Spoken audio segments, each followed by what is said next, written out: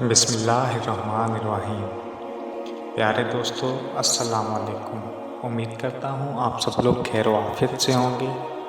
آج جو واقعہ میں آپ لوگوں کو سنانے لگا ہوں، یہ واقعہ حضرت امام حسین اور امام حسن کی شان میں ایک بہت ہی خوبصورت واقعہ ہے۔ غور سے سنیے گا، انشاءاللہ آپ لوگوں کو بہت مزہ آئے گا۔ حضرت سلمان رضی اللہ تعالیٰ عنہ فرماتے ہیں کہ ہم لوگ حضور اکرم صلی اللہ علیہ وآلہ وسلم کے ارد گرد بیٹھے ہوئے تھے کہ اتنے میں حضرت ایمن رضی اللہ تعالیٰ عنہ آئیں اور انہوں نے کہا، یا رسول اللہ، حسن اور حسین رضی اللہ تعالیٰ عنہ گم ہو گئے ہیں۔ اس وقت دن چڑھ چکا تھا۔ حضور صلی اللہ علیہ وآلہ وسلم نے صحابہ سے فرمایا، اٹھو اور میرے دونوں بیٹوں کو تلاش کرو۔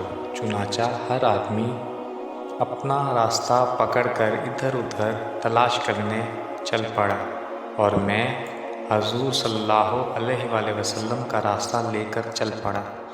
حضور صلی اللہ علیہ وآلہ وسلم چلتے رہے، یہاں تک کہ ایک پہاڑ کے دامن میں پہنچ گئے تو دیکھا کہ حضرت حسن اور حضرت حسین رضی اللہ تعالیٰ عنہ ایک دوسرے سے چمٹے ہوئے کھڑے ہیں اور پاس ہی ایک کالا ناگ اپنی دم پر کھڑا ہے، جس کے منہ سے آگ کی چنگاریاں نکل رہی ہیں۔ غالباً اللہ نے ناگ بھیجا تھا کہ بچوں کو آگے جانے سے روکے۔ حضور صلی اللہ علیہ وآلہ وسلم جلدی سے ناگ کی طرف بڑھے۔ اس ناگ نے حضور صلی اللہ علیہ وآلہ وسلم کو مڑ کر دیکھا اور چل پڑا اور ایک سوراخ میں داخل ہو گیا۔ پھر حضور صلی اللہ علیہ وآلہ وسلم نے ان دونوں کے پاس گئے اور دونوں کو ایک دوسرے سے جدا کیا اور دونوں کے چہرے پہ ہاتھ پھیرا اور فرمایا، میرے ماں باپ تم دونوں پر قربان، تم دونوں اللہ کے ہاں کتنے قابل احترام ہو۔ پھر ایک کو دائیں کندھے پر اور دوسرے کو بائیں کندھے پر بٹھا لیا۔ میں نے کہا، تم دونوں کو خوشخبری ہو کہ تمہاری سواری بہت ہی عمدہ ہے۔